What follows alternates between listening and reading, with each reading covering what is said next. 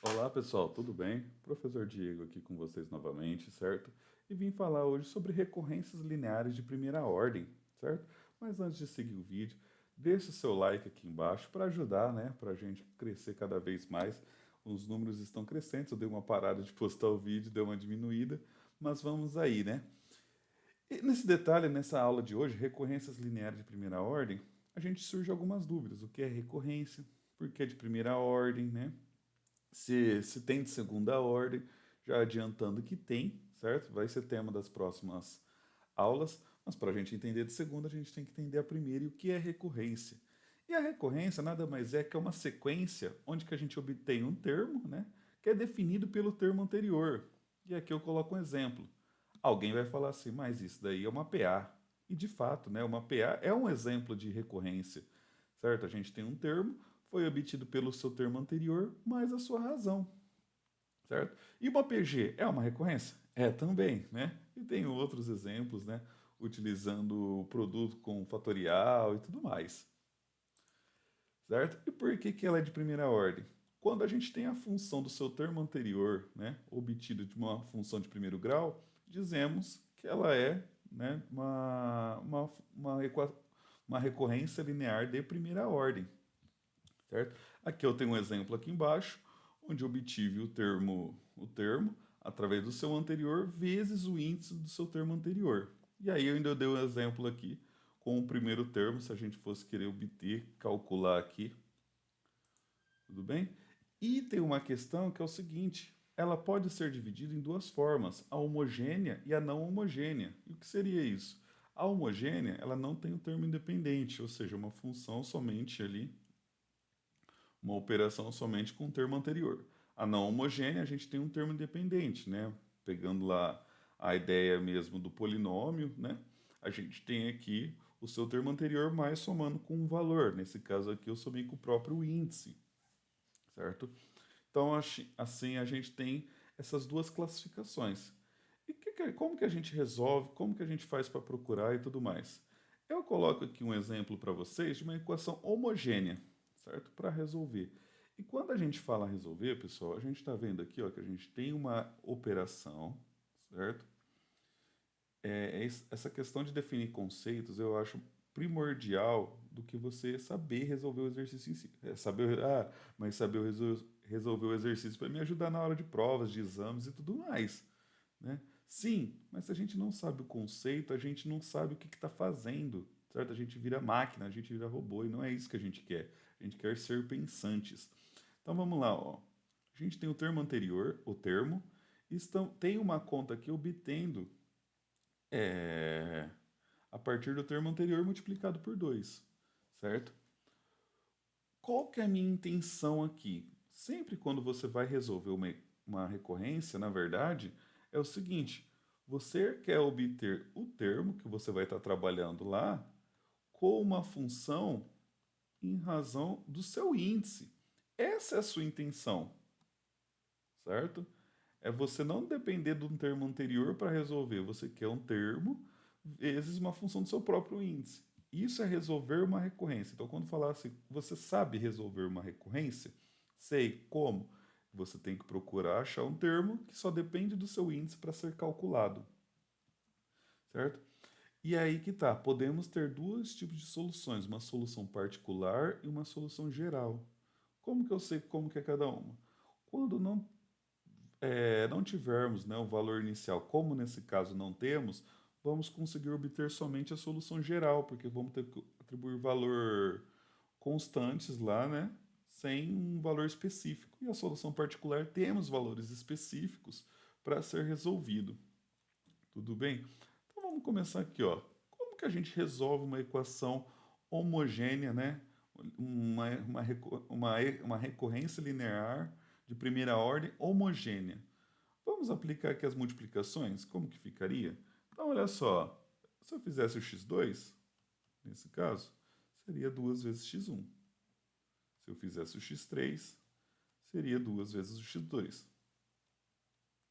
Se eu continuasse aplicando essa conta, eu chegaria que o meu xn é igual a 2 vezes xn menos 1. Agora, se eu multiplicasse toda essa galera aqui, desse lado e desse lado, né? A equação seria mantida. Então ficaria x2 vezes x3, né? Vezes até o meu xn, certo? Isso ficaria igual a 2x1 vezes 2x2, né? Até 2 vezes xn menos 1. Aí é que está o nosso pulo do nosso gato aqui. Olha só. Vamos continuar aqui em cima.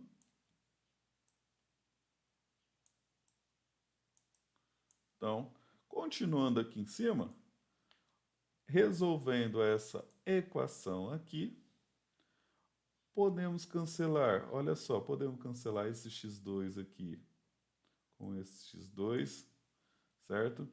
Podemos, esse x3 também iria desaparecer, que ele não aparece aqui, mas está dentro aqui desse universo aqui de fatores, certo?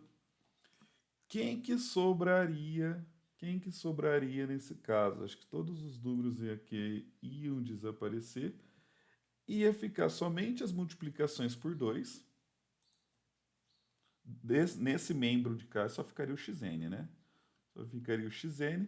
E desse lado a gente ia multiplicar o 2 tantas vezes. 2 vezes 2, 2 vezes 2, até 2. E sobraria o x n menos 1.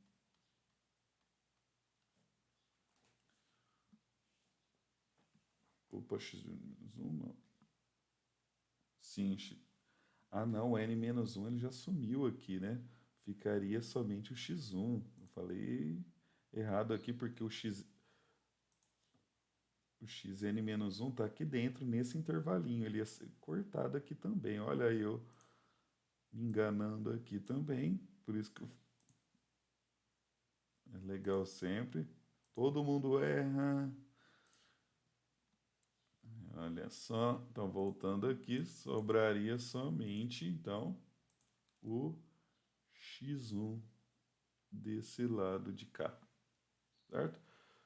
Se a gente reparar nessa sequência aqui de 2, 1, 2, 3, nós temos aqui n menos 1 vezes os dois aqui aparecendo, né? Ou seja, essa conta fica xn, 2 elevado a n menos 1 vezes x1. Diego, e aí? Não temos o valor de x1, né? Como que fica essa situação aqui? Na verdade, aqui nós já resolvemos, né? O nosso valor. Porque o nosso x1, se tivéssemos atribuído esse valor de x1, né? Como não temos, vamos falar que é um valor c aqui, constante. Vai ser uma constante. Ou seja, nosso xn é igual a nossa constante c vezes 2n menos 1. E aqui obtemos a nossa... Opa, deixa eu dar uma subidinha na tela aqui. Aqui obtemos, então, a nossa resolução da nossa recorrência. Certo? Uma solução geral, porque não temos o valor ali inicial, né, da nossa recorrência. Tudo bem? Essa, então, foi uma recorrência, então, homogênea. E se fosse, vai ficar um pouquinho estendido esse vídeo, mas é interessante já passar não homogênea também. E se fosse uma não homogênea? Olha só, tá, eu tenho um exemplo aqui. X n igual a n ao quadrado mais xn menos 1, certo? E ainda digo para vocês, x1 é igual a 1. Olha lá, já temos então o valor inicial, só temos então que resolvê-la. Vamos calcular aqui então, vamos calcular. Olha lá, vou utilizar a mesma estratégia anterior. Vou abrir nos termos aqui, né? Mas agora eu vou abrir de modo contrário aqui. Ou seja, ó, o xn menos 1, né, se eu tivesse ele, seria quem? N menos 1 ao quadrado mais xn menos 2. Se eu tivesse o xn menos 2, seria quem? N menos 2 ao quadrado mais xn menos 3. Ia fazendo toda essa conta, né? Até chegar lá embaixo, né? Quem que ia chegar? Eu ia chegar lá que x3 é quem? É 3 ao quadrado mais x2 e chegaria que o x2 é 2 ao quadrado mais x1. Certo? Tudo bem? Olha só agora, pessoal. Vamos pensar na seguinte ideia. Eu não vou multiplicar igual eu fiz. Sabe o que eu vou fazer agora? Eu vou somar todos os termos em ambos os membros.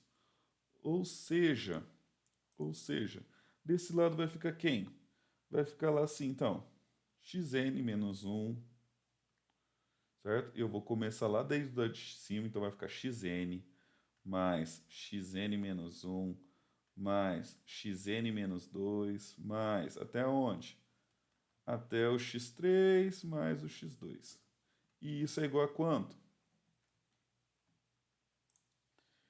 Isso é igual a quanto? E vou até dar uma subidinha na nossa tela aqui, senão vai...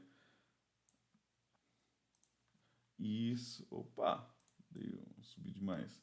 Isso é igual a, vamos lá, n ao quadrado mais xn menos 1 mais n menos 1. Professor, já podia ter feito direto, que eu já estava percebendo isso. Lógico, lógico, mas é sempre bom trabalhar didaticamente, né? N menos 2 mais n menos 2 ao quadrado mais xn menos 3 mais 3 ao quadrado mais x2 mais 2 ao quadrado. Opa, já não temos mais espaço aqui. Deixa eu dar uma subidinha. Acho que não está colocando todo mundo na tela, né? Deixa eu dar uma apagada aqui. Isso daqui eu não gosto de fazer, que eu sempre falo que a matemática tem a questão da elegância, né? Então fica essa questão feia aqui. Mas como é só o vídeo explicativo, xn-3 mais, eu vou colocar aqui embaixo porque a gente vai cortar tudo, então vai ficar mais fácil visualmente falando. 3 ao quadrado, opa, faltou os 3 pontinhos aqui, né? Mais 3 ao quadrado, mais x2, mais 2 ao quadrado, mais x1.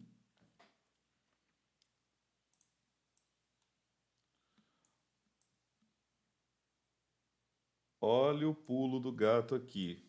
Olha o tamanho dessa conta. Então vamos lá. Esse aqui posso cancelar com esse, certo? Esse cara vou cancelar com esse. Esse outro aqui vou cancelar com o que não aparece que está aqui dentro. Esse x2 vou cancelar com esse x2 aqui, certo? Tudo bem? Se a gente for fazendo isso, quem que sobra? Nesse membro de cá, vai sobrar o... Opa! Nesse membro de cá vai sobrar o xn. Vou até colocar aí outra cor para a gente não confundir aqui. Desse de cá só sobrou o xn. E desse lado de cá sobrou quem? N ao quadrado mais n menos 1 ao quadrado, certo? Mais n menos 2 ao quadrado, certo? Mais aonde? Ó, eu não esqueci de mostrar aqui, mas esse n-3 aqui foi cancelado, hein?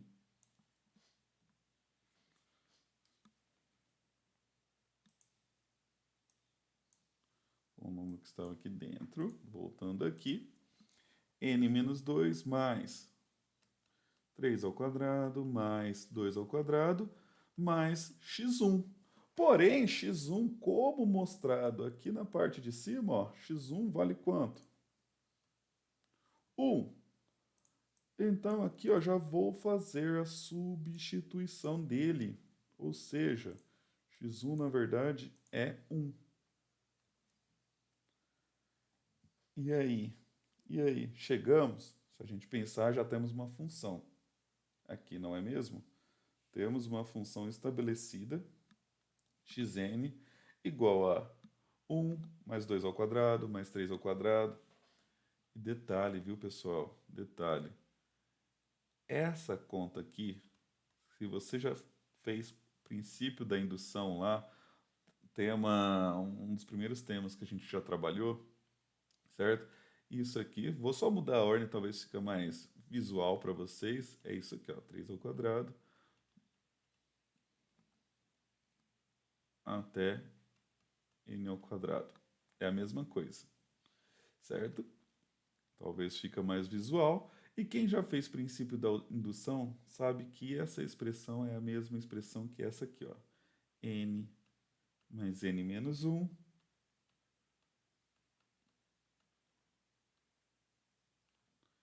e aí que está o princípio da elegância, certo?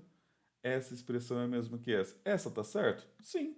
Conseguimos uma função, né, em função do seu índice, do termo obtendo a partir somente do seu índice.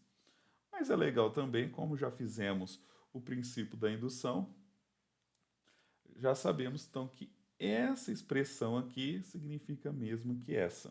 O seu termo vezes o seu sucessor, né? Vezes o seu sucessor, mais duas vezes esse termo mais um, tudo isso dividido por 6 é o mesmo formato. Isso é conhecido como soma telescópica. Telescópica? É telescópica, se eu não estiver enganado. Certo? Uma outro tipo de recorrência aí nossa, né? Uma sequência. Tudo bem? Certo? Essas então foi recorrência linear de primeira ordem. Um exemplo de homogênea, agora um exemplo de não homogênea. Certinho, pessoal? Era isso que eu queria passar na aula de hoje. Valeu, até mais.